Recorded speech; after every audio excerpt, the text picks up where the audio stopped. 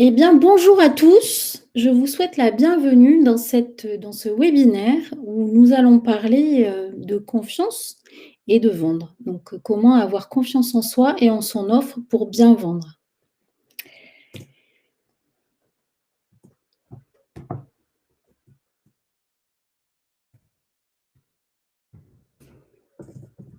Alors, attendez, je règle juste un petit problème technique de passage de diapo. Ça va s'arranger dans 2 secondes.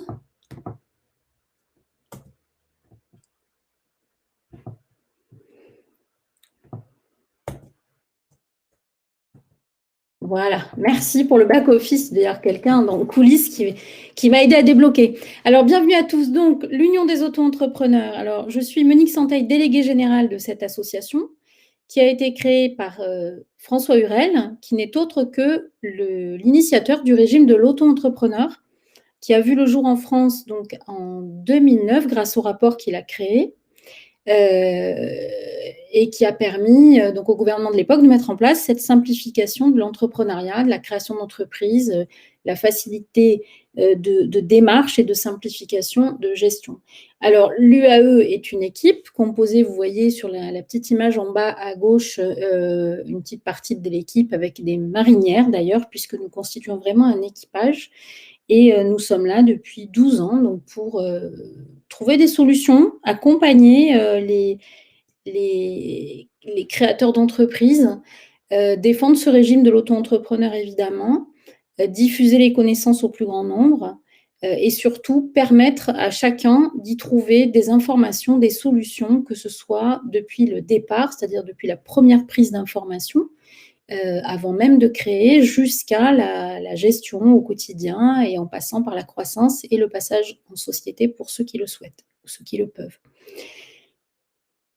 Donc, nous avons à noter dans nos derniers partenaires, le partenaire Union, qui est l'association qui a été créée en lien avec la CFDT pour la construction des droits sociaux des indépendants. Alors, un petit point de précision sur la sémantique. Quand on parle d'auto-entrepreneur, on parle aussi de micro-entrepreneur, on peut aussi parler de freelance. Ce statut, en fait, le régime de l'auto-entrepreneur correspond à un statut d'indépendant sans salarié. Donc, certainement que parmi les personnes qui participent aujourd'hui à ce webinaire, il y en a un certain nombre qui sont auto-entrepreneurs ou sous d'autres statuts d'indépendants. Quelques chiffres clés pour resituer un peu la création d'entreprises en France. Donc, vous voyez un petit peu la progression jusqu'à l'année dernière, qui était pourtant une année Covid, où près de 850 000 entreprises ont été créées et les 2/3 étaient créées sous le régime de l'auto-entrepreneur. Donc, c'est véritablement une communauté qui grandit, être indépendant, être à son compte, être seul, mais être ensemble au sein de cette communauté. Et l'UAE est là justement pour permettre de regrouper, d'informer et d'expliquer. Alors, un petit mémo de l'auto-entrepreneur, vous l'aurez quand vous pourrez accéder au replay ou si vous voulez recevoir la présentation. Je ne vais pas m'étendre sur ça puisque ce n'est pas le sujet, mais je tenais quand même à vous mettre les points essentiels liés à ce régime de l'auto-entrepreneur, à sa simplicité, ce qui n'enlève pas les mêmes règles, en fait, que vous soyez en auto-entrepreneur ou sous d'autres statuts. Quand il s'agit de vendre, c'est les mêmes choses, en fait, c'est le même fonctionnement. Alors, quand on parle d'avoir confiance en soi, d'avoir confiance en son offre et de bien vendre, voilà un petit peu le parcours solution de l'UAE où on retrouve les éléments essentiels, les étapes essentielles, les choses à bien comprendre et à bien maîtriser, à bien avoir en tête, à bien avoir en projection pour justement avoir cette confiance en soi et en son offre pour pouvoir vendre. Parce que si on n'est pas sûr de son produit, si on n'est pas sûr de soi, on a beaucoup plus de mal à vendre. Donc en fait, comment on fait pour ça? Alors, je vais vous donner ces étapes-là. Vous voyez, cette petite spirale va nous suivre. Donc, pour avoir confiance en soi, il faut commencer déjà par s'informer, bien s'informer, comprendre ce qu'il en est, des choses à mettre en place, des choses à faire, et se protéger. Ça, c'est pour soi déjà. C'est se sentir légitime. C'est-à-dire qu'en fait, déjà, j'accompagne depuis 12 ans beaucoup d'entrepreneurs, et souvent, il y a comme un espèce de manque de confiance. Est-ce que je suis légitime à faire ça? Est-ce que je suis légitime à proposer ces produits? Voilà. Mais oui, en fait, à partir du moment où vous avez les compétences ou si vous avez l'intention de les acquérir, vous êtes légitime. Donc si vous êtes légitime, vous allez avoir plus de confiance, il faut vous convaincre que vous êtes vraiment légitime et que vous avez ces compétences. Donc pour ça, il faut être bien informé, avoir bien compris, s'être approprié les informations et se sentir en sérénité une fois qu'on a identifié les risques. Alors, deuxième chose, ne pas faire l'autruche et regarder en face la réalité de votre situation, des risques que vous portez. Et une fois que vous les avez identifiés, que vous les protégez ou que vous savez ce que vous êtes en mesure de porter, vous verrez que ça ira beaucoup mieux.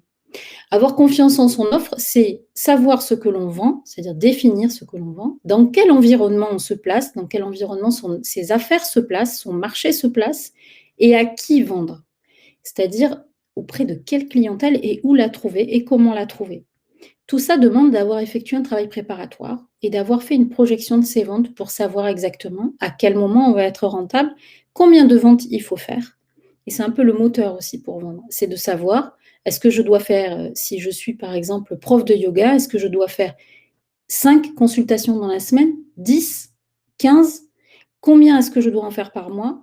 Quel est mon rythme en fait de croisière? À quel moment j'arrive à mon rythme de croisière? Et ça, c'est motivant en fait pour pouvoir vendre. Et enfin, en troisième point, ce que l'on va voir dans le détail, eh bien, pour bien vendre, il faut certes communiquer, avoir défini ses conditions et ses canaux de vente, savoir par quel biais. Alors, je pense que les conférences auxquelles vous avez peut-être assisté aujourd'hui vous ont donné le détail des canaux de vente, des manières, des stratégies. Moi, je vais insister aussi sur la partie garder son indépendance, c'est-à-dire vendre dans des conditions d'indépendance.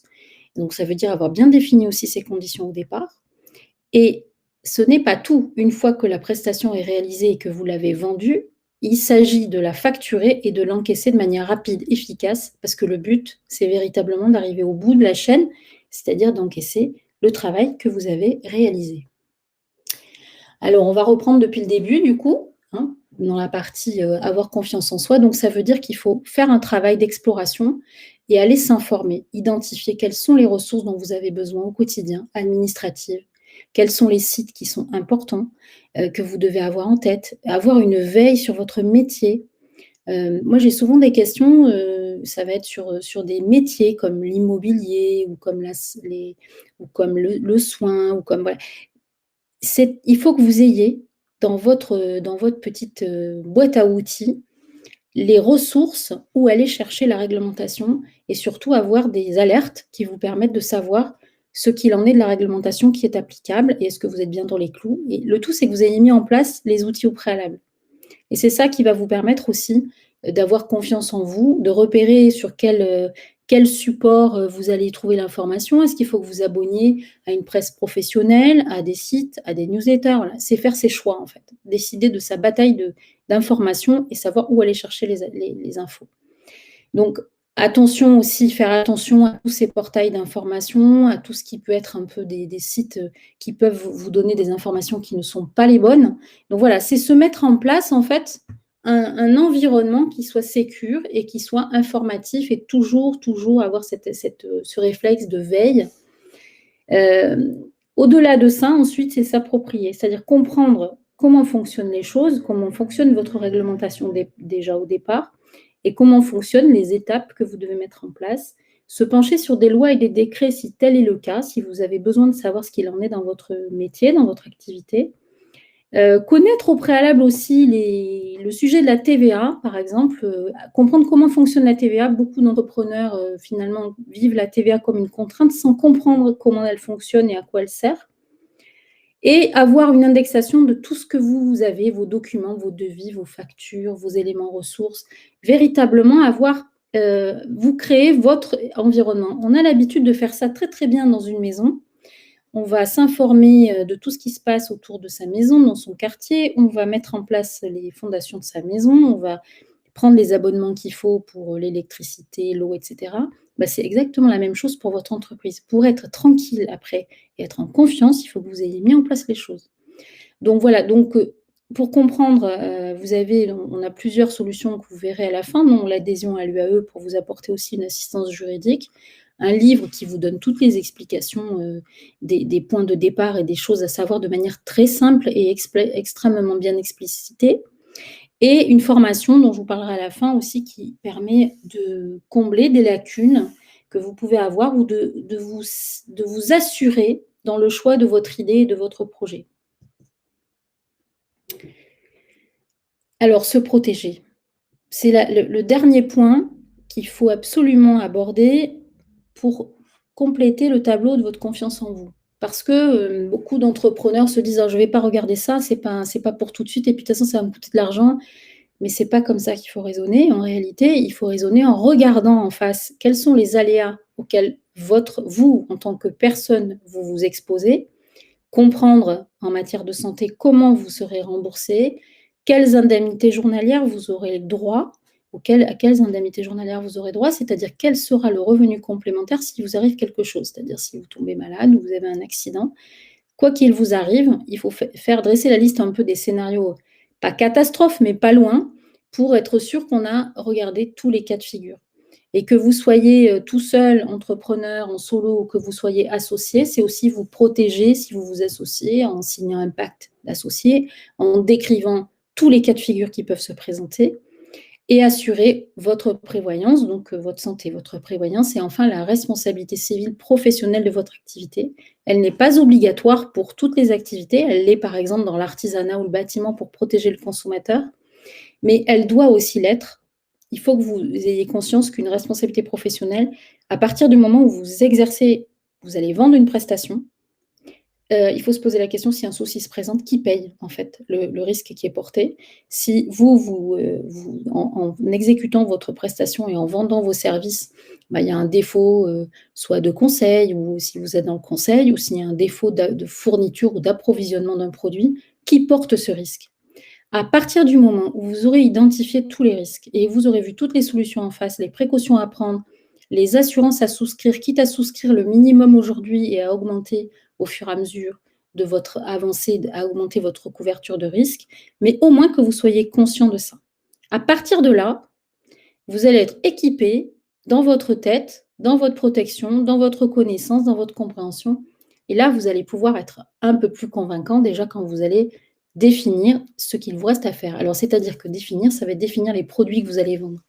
Ce que vous allez vendre exactement, calculer le prix, et donc en calculant le prix, on intègre dans ce prix tout ce qu'on vient de voir avant, c'est-à-dire les coûts d'abonnement, les coûts de formation, les coûts de protection. Ça doit entrer dans votre calcul de prix de vente.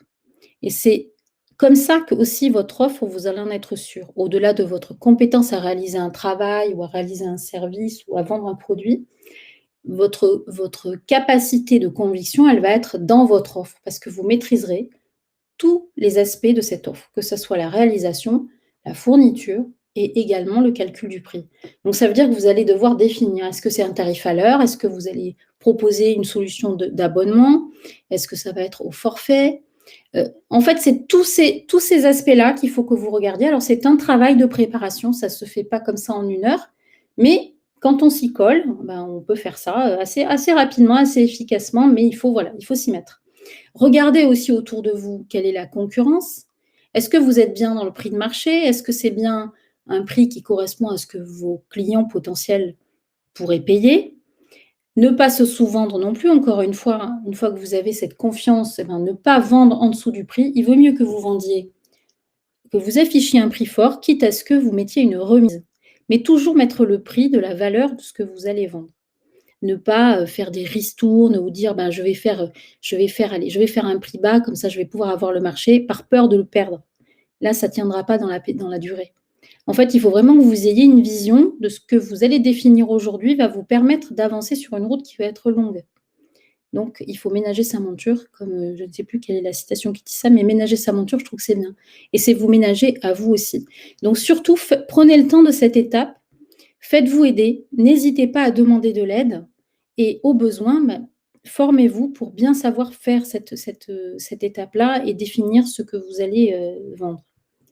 Au-delà de définir, une fois que vous savez ce que vous allez vendre, que vous avez bien analysé votre environnement d'affaires et le prix, à qui allez-vous vendre? Alors là, c'est la question, à qui, comment, une petite étude de marché s'impose. même si c'est une activité qui démarre, même si vous la faites alors que vous êtes en même temps, par exemple, salarié et vous démarrez, vous testez votre idée, mais ça ne fait rien, vous démarrez dès le départ avec les bonnes pratiques, c'est-à-dire vous n'allez pas vendre à tout le monde. Vous allez choisir un segment de clientèle. Si votre cible, ce sont les retraités, si votre cible, ce sont les ados, si votre cible, ce sont les familles, si votre cible, ce sont les célibataires. Bref, il y a tout un tas de cibles. À vous de définir quelle est la cible que vous touchez. Et c'est à partir de là que vous allez savoir comment et à partir de quels canaux vous allez les toucher.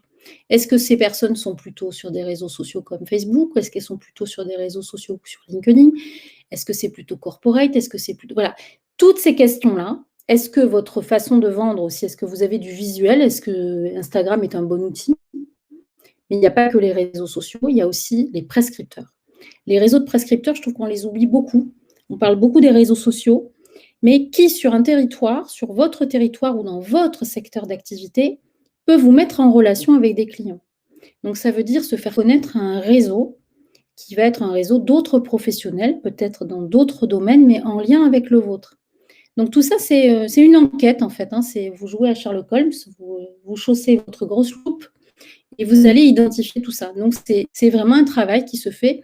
Vous pouvez le faire avec d'autres entrepreneurs, vous pouvez réfléchir avec d'autres, vous pouvez le faire toujours pareil par le biais d'une formation aussi, vous pouvez le faire tout seul, mais véritablement budgéter ça aussi et budgéter les éléments de communication. C'est-à-dire que ce n'est pas le tout. Une fois que vous aurez défini votre produit et défini votre cible, il va falloir aussi budgéter de quoi communiquer, parce que ce n'est pas gratuit. Donc, ça veut dire que si vous voulez être impactant, il va falloir faire des ciblages, mais il va falloir joindre les gens et transmettre les informations pour faire savoir que vous existez. Enfin, une fois que vous avez fait ça, c'est la partie où on s'organise. Là, c'est on décide. Donc, vous allez décider, constituer votre équipage qui va vous entourer. Et décider, c'est aussi projeter ses ventes, c'est-à-dire faire plusieurs scénarios pour savoir combien de ventes vous allez devoir réaliser de tels produits ou de tel abonnement ou de tel service pour atteindre le revenu idéal dont vous avez besoin. Donc, pour ça, vous allez tout organiser, écrire votre process client, définir dès maintenant vos conditions de vente, parce que plus vous les définirez, plus vous serez rigoureux dans votre manière de vendre à vos clients et plus vous serez payé dans les délais. Et ça, c'est quand même essentiel. Donc, c'est à vous de faire aussi une feuille de route de l'organisation de vos journées en incorporant bien chaque semaine un travail de prospection permanent, tout le temps. Même si votre carnet de clients est complet, si demain vous avez deux clients qui vous quittent, il faut que vous puissiez avoir un vivier de clientèle que vous avez prospecté, à qui vous avez envoyé des informations, que vous allez relancer. Voilà. C'est à ce moment-là que vous allez aussi choisir votre statut si vous n'êtes pas déjà créé, par exemple, déclarer votre activité, demander l'ACRE. Voilà, c'est à ce moment-là, puisque l'ACRE ne dure qu'un an à partir du moment où vous aurez déclaré votre activité. Vous recevrez votre numéro SIRET et voilà, et là, c'est parti. Et c'est à ce moment-là qu'évidemment, vous allez pouvoir communiquer, puisque vous avez fait toutes ces étapes auparavant. Donc là, vous partez à la conquête des personnes. Donc, c'est la réelle mise en action via votre site web. Vous allez parler de vos valeurs, vous allez être capable de donner vos tarifs, votre argumentaire client, sur quelle zone d'intervention. Vous savez, puisque vous avez tout préparé au préalable. Donc là, vous allez pouvoir être en mesure d'organiser et de faire des choses avec plaisir, parce que vous savez de quoi vous parlez. Donc, vous avez ce pouvoir de conviction, ce pouvoir de parler de vous. Il ne faut pas hésiter à parler de vous, à parler de vos produits. Si vous avez donné un nom commercial à votre entreprise, tant mieux, c'est plus facile souvent de parler de son entreprise en parlant de la marque. Et puis, si vous mettez tout ça en place, logiquement, cette stratégie de communication, elle doit payer et elle doit vous permettre de passer vraiment à la phase où vous allez, avec votre mallette, pouvoir vendre. Et là, j'insisterai sur un point, c'est l'indépendance. C'est-à-dire que dans l'acte de vente, il y a la manière de vendre et il y a la manière de se vendre. C'est-à-dire qu'on ne met pas tous ces œufs dans le même panier. On ne va pas prendre un seul et gros client, unique client. Ce qui s'est vu d'ailleurs pendant la phase du Covid, de la crise Covid, ce sont des entrepreneurs qui avaient majoritairement un client à 80%, et ce client ayant stoppé le contrat, par exemple, se sont retrouvés sans aucun chiffre d'affaires. Donc il faut véritablement avoir toujours en perspective que tout peut se passer et donc vraiment c'est stratégique. Donc cette dépendance à un client, il faut l'éliminer, il faut véritablement, diversifier et ne pas avoir qu'un gros client, mais avoir plusieurs clients pour éviter un ennui de rupture. Restez toujours libre de fixer vos prix, vos horaires. C'est vous qui décidez, vous travaillez avec votre matériel et vous restez libre de fixer vos tarifs puisque vous les aurez définis au préalable en fonction de tout ce que ça doit comprendre. C'est-à-dire que vous vendez vos tarifs de prestation en tant qu'indépendant et dans ces tarifs doit aussi être compris vos frais qui sont alors il y a vos cotisations sociales évidemment, mais il y a aussi vos frais fixes, il y a aussi votre formation, il y a aussi vos temps de vacances et de récupération. Il ne faut pas oublier ça, il faut véritablement que vous ayez tout préparé à l'avance. Donc, ne pas dormir sur ses lauriers, j'en ai parlé, prospecter, se diversifier. Vous pouvez exercer plusieurs activités aussi, ne vous fermez pas les portes. Si vous exercez une activité libérale, je vais prendre un exemple très récent d'une jeune femme qui est professeure de yoga et qui n'avait pas pensé et qui du coup a commencé à développer une activité commerciale de vente de matériel lié à son activité. Ça va être les tapis, les tenues, un mug avec un mantra de temps en temps qui change, etc., etc. Et en fait, cette activité commerciale permet de compléter ce qu'elle fait en prestation de service et lui permet d'avoir une marge complémentaire qui ne dépend pas de son temps, en fait. Voilà, donc il faut un peu identifier tout ce que vous pouvez faire et ne pas se fermer les portes, surtout pas. Donc ça, c'est du temps de préparation, c'est du temps de travail derrière et ça vous permet aussi de bâtir un petit peu toute votre stratégie de vente. Et une fois que vous avez vendu, que vous avez travaillé, que vous avez préparé et tout, c'est pas fini. Parce que bien vendre, c'est aussi bien fermer sa vente.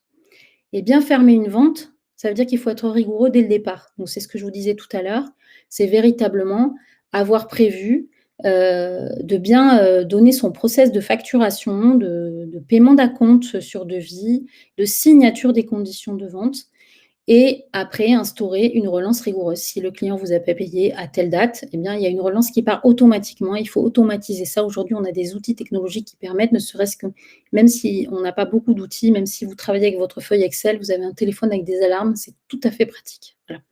Et ne pas surtout hésiter à utiliser le recommandé en ligne quand c'est nécessaire tout de suite. Il ne faut pas attendre. Il faut véritablement que le client comprenne qu'il a quelqu'un de rigoureux, de professionnel. Et vous avez travaillé, vous avez fourni un travail. Donc, cette vente a été faite. Mais pour qu'elle se termine bien, il faut qu'elle soit facturée vite et qu'elle soit encaissée vite. Donc, ça veut dire digitaliser les moyens aussi de paiement en ligne, faciliter la vie de son client pour qu'il paye rapidement. C'est votre intérêt. Et c'est votre intérêt d'avoir déjà prévu tout ça dès le départ, parce que vous passerez ainsi à la vente d'après. Vous ne vous transformerez pas en agent de recouvrement et vous garderez intact votre relation client. Vous resterez le contact qui s'est très très bien organisé dès le départ et qui n'aura pas de conflit avec son client. En tout cas, vous les éviterez au maximum. Donc voilà un petit peu, j'ai fait le tour. On n'a pas beaucoup de temps, mais je vais laisser la place après à vos questions. En tout cas, nos outils et solutions pour vous à l'UAE, donc on a une charte que vous pouvez signer et vous pouvez donc vous inscrire et adhérer à l'UAE de manière totalement gratuite pour recevoir les informations en signant la charte. Une adhésion et un service d'assistance pour ceux qui ont besoin d'aller un petit peu plus loin, donc qui vous permet d'avoir toute la semaine une assistance juridique parce que ça permet de répondre aux questions qui sont essentielles, notamment en matière de vente. Ça peut être les contrats de prestation, les conditions de vente, la médiation à la consommation pour les particuliers, tout un tas de questions qui sont liées véritablement au juridique. Ensuite, un livre guide que je vous invite à lire parce qu'il va vous donner, c'est plus un guide un peu à la mode Castor Junior où vous allez avoir ce bouquin avec vous à stabiler, à écrire, à corner. En fait, l'idée, c'est de l'avoir plutôt en papier parce que ça vous permet d'y revenir dessus et de vous inspirer et d'avoir des pistes un peu de solutions à utiliser. Et puis, nouveau, à partir du mois de juin, à partir de mi-juin, vous trouverez bientôt sur le site de l'UAE l'information à partir de la semaine prochaine. Donc, chaque lundi, démarrera une formation qui s'appelle Déclic d'entreprendre et qui permet en 15 jours de voir si son idée, effectivement, a de l'intérêt, a du potentiel et permet de valider cette idée et de valider une projection de vente et de voir après si, effectivement, on embarque, on y va, on crée et on se lance. Ça, c'est dans le cadre d'un parcours spécial, lancement d'une entreprise qui est fait en collaboration avec le Québec. Voilà, je vous ai dit l'essentiel. Alors, je vais vous proposer de passer aux questions si vous en avez. Merci Benoît pour le compliment. J'espère, c'est pas facile de vous donner des informations en 20 minutes, mais on y arrive. Alors, Nadia, oui, bien sûr, on pourra vous transmettre la présentation ensuite. Vous aurez un lien de toute façon vers le replay et si effectivement, je peux vous envoyer la présentation. Je vais vous écrire l'adresse mail ou me contacter si vous avez besoin d'aller un petit peu plus loin ou d'avoir plus d'informations. Ce sera avec plaisir que je vous répondrai.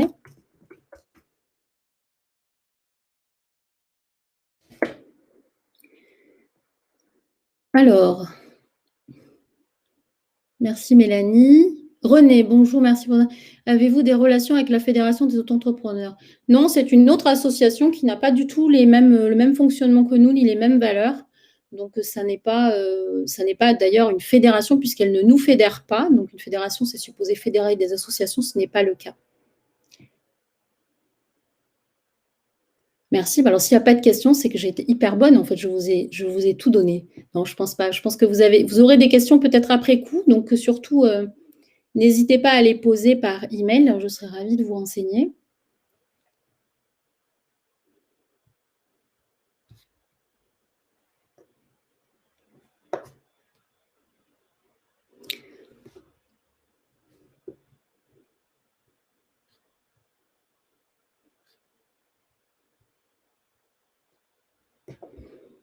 Merci pour vos messages.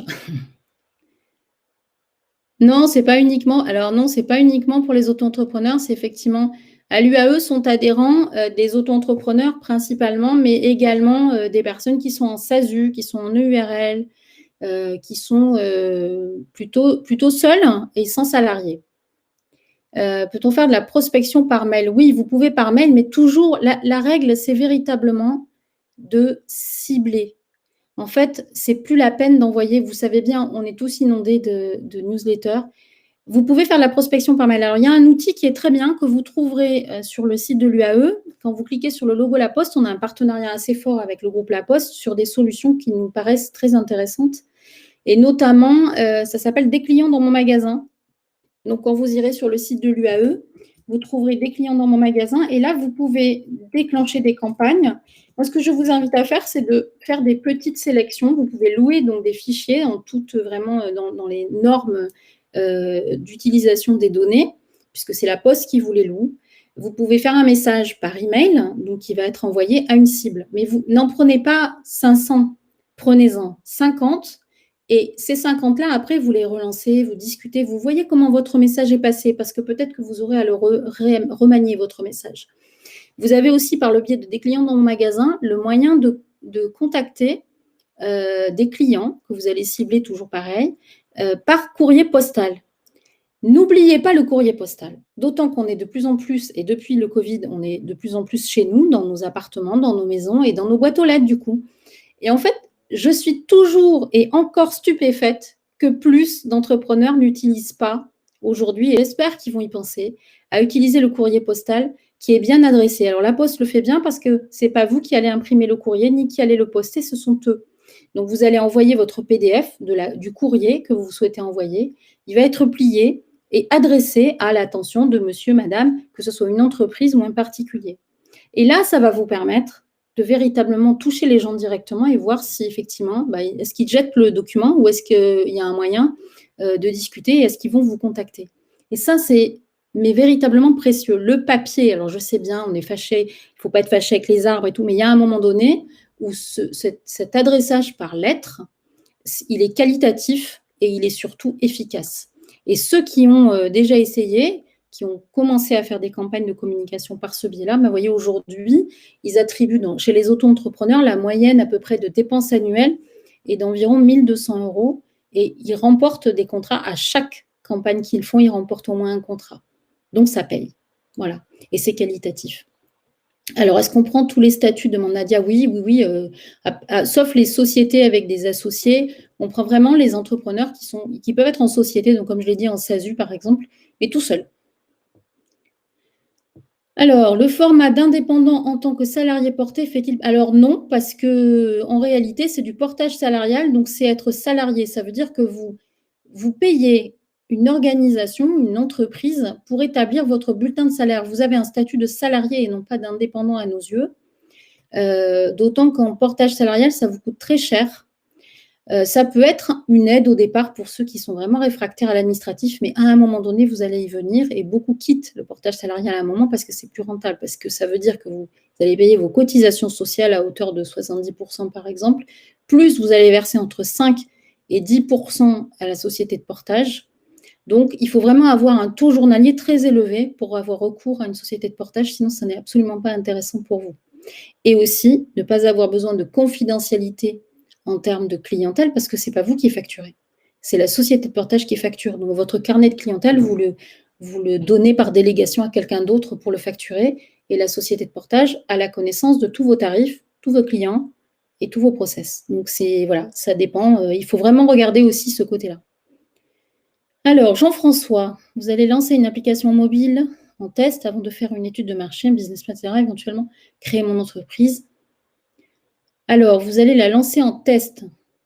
Oui, vous pouvez évidemment tester l'idée. Après, alors si c'est quelque chose que vous voulez préserver, je pense que vous pouvez tout faire en même temps. C'est-à-dire qu'en fait, c'est établir à partir de votre idée, est-ce que l'idée est viable? Alors là, pour le coup, vous voyez, Jean-François, la formation déclic d'entreprendre, elle serait adaptée à vous parce que ça permet d'identifier votre environnement, votre marché, quelle est la concurrence, quelle est votre clientèle cible, voir si vous êtes bien dans les clous. Et après, effectivement, vous aurez tous les éléments et vous aurez pu faire une projection des ventes avec un business plan. Vous aurez un document à la fin qui vous permet d'avoir votre avant-projet bien en main et d'avoir confiance. Parce que véritablement, c'est véritablement ce que je dis, c'est la confiance en fait. Il faut se donner la confiance que vous méritez en fait.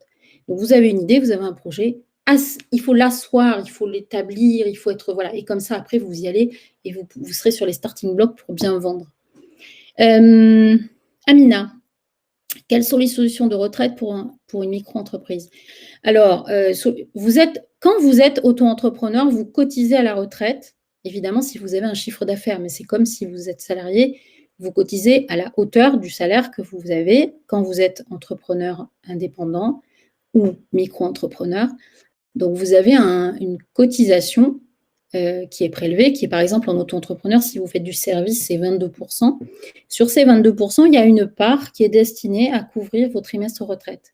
Donc, à partir d'un certain niveau de chiffre d'affaires, vous aurez les 4 trimestres retraite qui seront validés.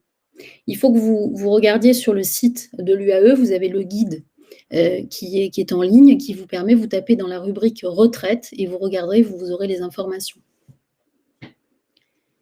Ah ah! Je vais bientôt atteindre le seuil de franchise de TVA. Je suis auto-entrepreneur, devrais-je passer en URL ou autre statut? Alors, non, pas forcément. Quand vous atteignez le seuil de franchise de TVA, vous pouvez continuer, admettons jusqu'à 72 000 €, vous pouvez en prestation de service, ou jusqu'à 176 000 € en vente. Vous pouvez continuer sous le régime de l'auto-entrepreneur pour bénéficier de cette simplification administrative et cette simplification de paiement des cotisations. La seule chose, c'est que vous devrez évidemment ajouter 20% pour collecter la TVA, c'est-à-dire facturer la TVA à vos clients. Ces 20% ne vous appartiennent pas. Vous devez les garder pour les reverser à l'État en déduisant la TVA que vous récupérez à partir de là sur vos achats. Alors, je vous invite vraiment dans le livre que j'ai écrit, qui est donc le livre Auto-entrepreneur, lancez-vous, vous avez tout un laïus sur la TVA avec des jolis petits dessins qui permettent de bien comprendre cette TVA. Mais vraiment, à votre dispo, même pour vous m'écrivez, vous m'envoyez un mail, je vous enverrai un lien. Mais pour que vous compreniez bien que la TVA, ce n'est pas un danger. Au contraire, si vous arrivez au seuil de TVA, c'est que ça a bien marché, c'est que votre idée était bonne, c'est que vous avez bien monté votre dossier et vous vendez bien. Donc, tant mieux et bravo. Je suis ravie que... Voilà, c'était rapide, très clair. Oui, je sais, c'était rapide, Tiffany. Mais si c'est clair, c'est ça qui est essentiel. Alors, Lionel, pour la détermination du prix de vente d'une prestation de service, comment effectuer la location de nos charges? La première prestation ne peut pas considérer 100% des charges, j'imagine. Alors, quand vous déterminez votre prix de vente, les charges, elles font les charges. Alors ça, moi, j'appelle pas les charges les cotisations sociales, parce que les cotisations sociales, elles donnent un droit en face. Donc, c'est les cotisations sociales. Admettons, si vous êtes auto-entrepreneur, vous savez que c'est 22%. Bon. Par conséquent, dans votre prix de vente, vous devez lister les frais variables, les frais fixes, vos cotisations sociales, votre revenu, ce que vous allez en retirer, et les frais que vous avez fixes, qui peuvent être des frais d'assurance, des frais d'abonnement, des frais de communication. Voilà. Il faut que vous listiez tout ça. Et une fois que vous listez ça, il faut faire ce qu'on appelle une projection des ventes. C'est ce qu'on vous apprend à faire dans cette formation Déclic, c'est projeter vos ventes pour voir à combien vous devez vendre vos services pour pouvoir tout payer. C'est-à-dire pour pouvoir payer à la fois votre prévoyance, votre complémentaire santé, votre assurance responsabilité civile, vos éléments de com, votre site web, etc. Voilà. Et le prix de vente, c'est le nerf de la guerre. Et c'est ça qui donne confiance. Quand vous savez ce qu'il y a dans votre prix de vente, quand vous savez ce que vous avez mis dans la corbeille, ce que ça comprend, vous êtes sûr de vous et vous savez vendre. Et c'est vraiment le prérequis indispensable à être un bon commercial, parce que vous allez tout faire. Vous allez être comptable, commercial, vous allez animer les réseaux sociaux. Voilà. Donc, en fait, c'est véritablement pour vous donner confiance, c'est ça. Alors, Patricia, comment cela se passe quand on crée en France et que l'on part ensuite à l'étranger? Alors, ça dépend. Il faut savoir, Patricia, est-ce que vous créez en France et vous comptez déployer vos produits et les vendre sur un nouveau marché à l'étranger, ou est-ce que vous comptez partir vivre quelque temps à l'étranger et continuer votre activité depuis l'étranger? Si vous pouvez me préciser. Pour produire dans un seul document, ça c'est Gabriella, pardon, pour produire dans un seul document la preuve que l'on a encaissé un justificatif fiscal. Alors, ça s'appelle une facture acquittée. Ça veut dire que alors si je comprends bien la question, votre client vous a payé et donc il va peut-être vous demander une facture acquittée, donc vous pouvez lui délivrer une facture acquittée avec un montant restant à devoir qui est à 0. Et un justificatif fiscal, alors est-ce que c'est pour une déduction fiscale? Gabriella, si vous pouvez préciser, est-ce que j'ai répondu à votre question ou est-ce que si vous avez un complément à me demander? Ah, Céline, comment faire passer la TVA au client sans qu'il soit réticent aux nouveaux tarifs quand on a dépassé le seuil? Ça fait partie des questions qui justement sont évitées quand on a préparé son dossier au préalable. Parce que souvent, les prix ont été fixés un peu comme ça, à la va-vite, et sans prendre compte que ça pouvait marcher. Encore une histoire de confiance en soi, c'est-à-dire qu'on démarre en se disant on verra bien, sauf c'est comme les histoires que vous racontez aux enfants. Il y a des fins qui sont bien, il y a des fins qui sont moins bien, mais il faut se raconter toutes les fins possibles. Et la fin possible, que ça marche et qu'on dépasse le seuil de TVA, il faut l'avoir anticipé. Ce qui pose un problème avec la TVA, c'est si vous avez une clientèle de particuliers. Parce que pour la clientèle de particuliers, vous le savez, on est tous des consommateurs particuliers et dans nos achats, on paye cette TVA. On paye ces 20% supplémentaires et on ne les récupère jamais. Donc, votre consommateur final, votre client final, si c'est un particulier, oui, là, vous allez lui ajouter 20% d'un seul coup. Donc, ça veut dire que si vous n'avez pas calculé vos prix au départ en tenant compte de cette hypothèse de passage à la TVA, ça veut dire qu'il va falloir que vous habituiez votre client. Donc, vous allez un peu rogner sur votre marge parce que vous allez pouvoir augmenter de 5%, mais ça va vous prendre 4 ans pour augmenter. Parce que si vous augmentez vos prix de 10 ou 20%, selon ce que vous faites, ça peut ne pas passer et vous pouvez perdre vos clients. Et tout ça, c'est toujours pareil, c'est une histoire d'avoir anticipé. Continuez mon activité. Ah, Patricia, continuez votre activité une fois à l'étranger. Il faut que vous ayez une résidence fiscale en France. C'est-à-dire que si votre activité a été créée en France, vous devez continuer à avoir une résidence fiscale en France, l'adresse à laquelle vous avez établi votre entreprise. Maintenant, rien ne vous empêche de partir vivre 3 mois à un endroit et continuer à travailler depuis l'étranger. Ça dépend ce que vous faites, évidemment. Si c'est une prestation intellectuelle à distance, via des visios ou via Internet ou délivrer des services à distance, ça ne vous posera pas de problème. Quand on est en IRL en franchise de TVA, la marge est calculée sur le hors-taxe et le TTC. Alors, quand vous êtes en entreprise soumise à la TVA, vous parlez toujours, de toute façon, que ce soit en auto-entrepreneur ou en entreprise soumise à la TVA, on parle toujours en hors-taxe. L'entreprise, auto-entreprise, elle n'est pas soumise à la TVA, elle parle en hors-taxe. Tout le monde parle en hors-taxe. Alors, ce que j'ai dit pour les clients tout à l'heure qui sont des particuliers, effectivement, avec les 20% qui s'ajoutent tout d'un coup, n'est pas valable pour vos clients qui sont des entreprises. Si aujourd'hui vous vendez un service, vous n'êtes pas éligible à la TVA, vous le vendez 10 000 euros. Enfin, vous vendez 1 000 euros. 1 000 euros hors taxe. Vous avez toujours vendu ce service 1 000 euros. D'un coup, vous dépassez le seuil, vous devez facturer la TVA, ça veut dire que vous allez le vendre 1 200. Mais vous allez le vendre 1 000 hors taxe plus 200 de TVA. Donc, votre entreprise cliente en face, le comptable qui va enregistrer votre facture à vous, va enregistrer toujours 1 000 hors taxe. Il va juste enregistrer qu'il peut récupérer 200 euros de TVA sur les 1 200 qu'il va vous verser. C'est ça, en fait, la mécanique de la TVA. Donc, ça ne pose pas de souci de passer à la TVA quand on a comme client uniquement des entreprises ou des structures, voilà, des structures qui récupèrent la TVA. Là où ça pose un problème, c'est quand on a des clients qui sont des particuliers ou des associations, par exemple, qui ne récupèrent pas la TVA. Parce que là, vous leur amenez une augmentation de 20%. Avez-vous des conseils sur la gestion du siège social, Nadia? Nadia, non, enfin des conseils, le siège de votre entreprise. Alors, vous avez plusieurs solutions. Vous pouvez élire domicile dans votre habitation, à condition, si vous êtes propriétaire, aucun problème. Si vous êtes locataire d'un syndic de copro, par exemple, vous devez demander l'autorisation du syndic de copro, qui peut vous le refuser si c'est une activité, par exemple, qui génère du public. Si vous installez un cabinet de yoga et que vous avez 20 clients par jour qui viennent et qui utilisent l'ascenseur, ça peut déplaire à certains syndics de copro, mais ça, vous devez demander à votre propriétaire ce qu'il en est. Voilà. Vous devez juste vous assurer de ça. Ensuite, vous pouvez prendre également une domiciliation dans une entreprise de domiciliation, un espace de coworking qui fait de la domiciliation fiscale. En fait, l'important, c'est d'avoir une domiciliation fiscale de votre entreprise chez vous, ou via une adresse, par exemple, vous pouvez être domicilié à Paris, même si vous êtes, par exemple, dans le Lot-et-Garonne et vous préférez avoir une adresse parisienne, vous pouvez tout à fait avoir un contrat de domiciliation. Ça coûte à peu près, il faut compter une vingtaine d'euros par mois. Et donc, vous avez tout votre courrier qui arrivera à l'adresse parisienne qui figurera sur votre avis INSEE.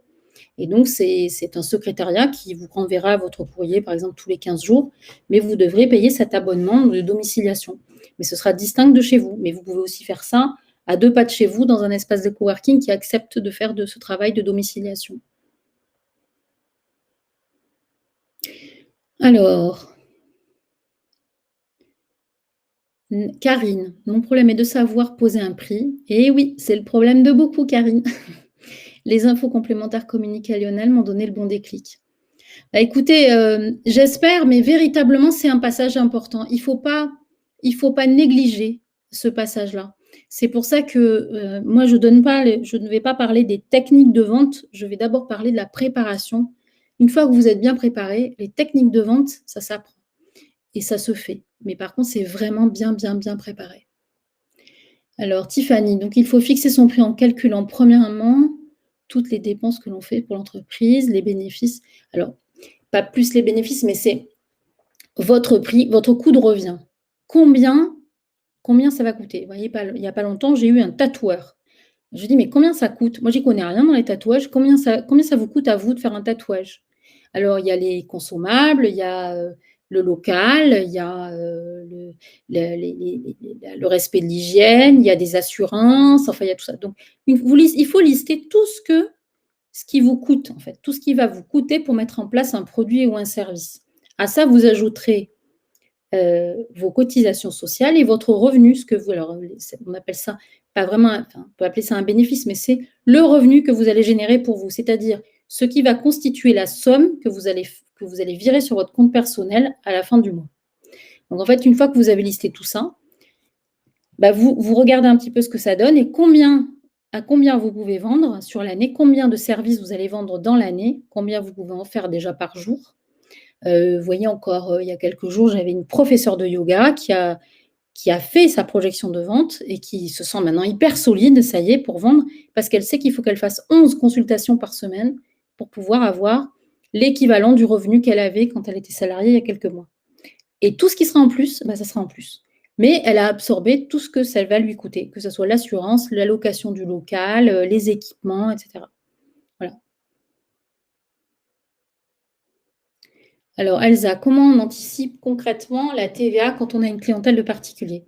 En fait, ça s'anticipe au tout début. Dès que vous fixez vos prix, c'est véritablement vous ajoutez. Il faut que vous ayez en tête que potentiellement, vous pouvez dépasser les seuils de TVA et avoir à facturer 20 de plus. Alors, si vous êtes je vais prendre l'exemple d'une prof d'anglais, qui est prof à domicile. Elle sait qu'elle ne dépassera pas les seuils, elle n'a pas l'intention de les dépasser. Si elle va jusqu'à 30 000 €, elle sait qu'elle se génère un revenu mensuel à elle de 2 000 €, une fois qu'elle a déduit les charges, les assurances et tout ça, ça lui suffit. Donc elle va rester sur un prix qui n'incorporera peut-être pas les 20 de TVA. Maintenant, si vous avez une activité qui peut décoller ou si vous avez l'intention demain de recruter, de changer, de passer en société, tout dépend en fait de l'activité. Mais n'importe comment, c'est pour ça que cette étude d'environnement, de clientèle est vraiment hyper capitale, parce que c'est ce qui va vous permettre de prendre des décisions et justement de décider de ce prix. Et est-ce que vous incorporez tout de suite les 20 qui seraient potentiellement à facturer un jour quand vous aurez développé? Et attention, ça peut arriver vite parfois. On peut être surpris. Agréablement, mais on peut être surpris. Alors, on peut aussi se faire domicilier chez un tiers, famille, amis. Est-ce exact? Alors, oui, à condition de bien être d'accord avec ce tiers, que vous ne déménagiez pas, que vous ne changiez pas votre adresse tous les 4 matins parce que ça va vous créer des complexités administratives qui ne sont pas forcément nécessaires. Famille, amis, bon, j'ai quelques cas d'auto-entrepreneurs ou d'entrepreneurs individuels qui ont des situations compliquées parce qu'on s'est fâché avec la famille, parce qu'on s'est fâché avec un ami, parce qu'on a voilà, ou parce qu'on a divorcé, et du coup, ça devient très compliqué de gérer l'adresse et de gérer les papiers de l'entreprise. C'est quand même une entreprise, donc ce sont les documents, la domiciliation fiscale aussi, vous dépendez fiscalement de cette adresse. Moi, je vous conseillerais quand même plutôt d'être domicilié à votre adresse personnelle ou de prendre une domiciliation, comme ça vous êtes indépendant. Je suis une forte militante de l'indépendance à tout prix et de pouvoir être autonome dans ses choix, dans ses décisions. A-t-on à payer des cotisations avant même d'avoir facturé des clients, une fois son auto-entreprise créée? Non. En fait, tant que vous n'avez pas alors on va parler du chiffre d'affaires des auto-entrepreneurs. En auto-entreprise, le chiffre d'affaires, c'est le montant encaissé. Donc vous payez des cotisations sur ce que vous avez encaissé ce mois-ci. Je m'explique. Si vous facturez 500 € votre client, ce mois-ci, au mois de mai, il vous verse 250 € d'acompte. Donc ça veut dire que vous allez sur votre compte en banque, vous avez bien 250 € avant le 31 mai et donc vous allez déclarer comme chiffre d'affaires 250 € et vous paierez 22 % sur les 250 €. Même si vous avez émis une facture au mois de mai de 500 €. Si en juillet, il vous verse le complément du travail effectué fini en juillet, donc les 250 € restants sur cette facture seront à déclarer au mois de juillet. Donc non, vous n'avez pas à payer de cotisation avant même d'avoir encaissé, enfin voilà, vous payez sur ce que vous avez encaissé en termes de cotisation. Où trouver le guide? Alors vous le trouvez chez Duno directement, l'éditeur DUNOD. Vous tapez mon nom, Monique Santaille, Duno, livre, vous allez le trouver tout de suite. Il est commandable aussi dans la librairie proche de chez vous. Comme je vous le disais, je suis militante des indépendants, des plus petits aux plus grands, mais surtout les plus petits et notamment les librairies. On en a tous une près de chez soi et c'est bien de les faire travailler véritablement. Ils en ont besoin aussi et du coup, ça va peut-être prendre 48 heures, mais vous aurez le livre pareil. Alors, le guide sur le site, voilà, vous pouvez le commander. Alors, vous ne le commandez pas sur le site internet parce qu'on n'a pas le droit, en fait, les ventes de livres sont réglementées, ça doit être fait uniquement par des libraires. Donc, vous le trouvez sur ma page Facebook, vous avez le lien. Vous le trouvez sur le site, vous avez le lien. Enfin, voilà, vous allez le trouver assez facilement. Vous tapez le titre du livre et l'éditeur qui est Duno, D-U-N-O-D, et vous allez le trouver. Alors, Benoît, je parle de charges sociales élevées en portage salarial, mais en SASU. Ah bah, SASU, oui, SASU, si vous êtes. Alors, en SASU, vous pouvez être assimilé salarié. Pas obligé, hein, vous pouvez aussi être travailleur non salarié, mais vous pouvez être assimilé salarié. En tout cas, vous avez un bulletin de salaire à éditer que vous devez faire. Donc, vous le faites faire par votre expert comptable la plupart du temps. Et là, vous avez effectivement le même taux de cotisation sociale qu'un salarié, sauf que vous ne cotisez pas au chômage. C'est tout. Mais par contre, voilà, vous restez indépendant et si vous vraiment, pour ceux qui veulent avoir une protection contre la perte d'activité chômage, enfin si jamais vous envisagez et vous avez peur de vous retrouver sans rien, vous pouvez souscrire aussi des assurances perte d'activité qui existent, qui sont privées. Elles coûtent un peu cher, mais je dois dire qu'en général, quand on crée son activité, si on l'a bien préparée, il n'y a pas de raison, on est motivé pour que ça fonctionne et en général, ça fonctionne bien. Alors, Benoît, le URL pourrait être plus intéressant si moins de charges sociales resterait la meilleure solution, mais pour certains secteurs, dans le mien, il y a une problématique pour obtenir l'assurance décennale. Oui, alors si vous êtes effectivement dans le bâtiment, l'assurance décennale, c'est un peu compliqué. Vous pouvez vous rapprocher peut-être d'entrepreneurs de la cité qui proposent une solution de décennale qui est pas mal. Après, c'est à inclure dans vos prix, c'est toujours pareil.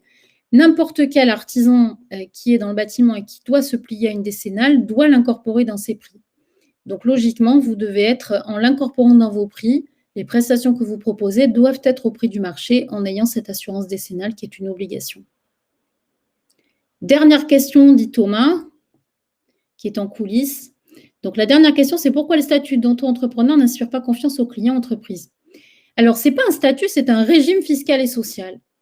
Et c'est une manière de s'acquitter de ses impôts et de ses cotisations sociales. Mais vous êtes entrepreneur à part entière. Vous êtes légitime quand vous êtes auto-entrepreneur. Mais évidemment, vous n'allez pas vous présenter « Bonjour, je suis auto-entrepreneur, Monsieur Dupont ». Tout comme vous ne diriez pas « Bonjour, je suis SARL, Monsieur Dupont ». Vous allez donner la marque de votre entreprise et vous allez parler de vos valeurs et de votre capacité à faire, vos compétences et ce que vous proposez. Si votre discours, il est convaincant, si vous avez tout préparé, que vous soyez sous le régime de l'auto-entrepreneur, en entreprise individuelle, en SASU, c'est la même problématique. Donc, ce n'est pas une histoire d'inspirer. Alors, inspirer confiance, c'est parce que ce régime de l'auto-entrepreneur a 12 ans quand même. Donc, maintenant, il fait partie il fait partie des murs. Il y a quand même 2,2 millions d'auto-entrepreneurs aujourd'hui qui représentent 10% de la population active. Donc, je pense que, voilà. Mais c'est à vous d'apporter la confiance, en fait. La confiance en votre projet, la confiance en votre activité.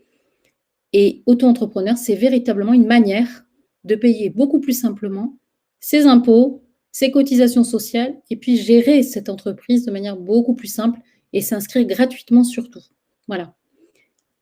Eh bien, merci à tous. Merci pour ces questions fort intéressantes. Et puis, à votre disposition, si vous avez des questions en prolongement de cette présentation, je serai ravie de vous aider et de vous accompagner. Et toute l'équipe de l'UAE se joint à moi. À très bientôt. Je vous souhaite une bonne fin de journée, une bonne fin de salon. Et n'oubliez pas la table ronde qui suit.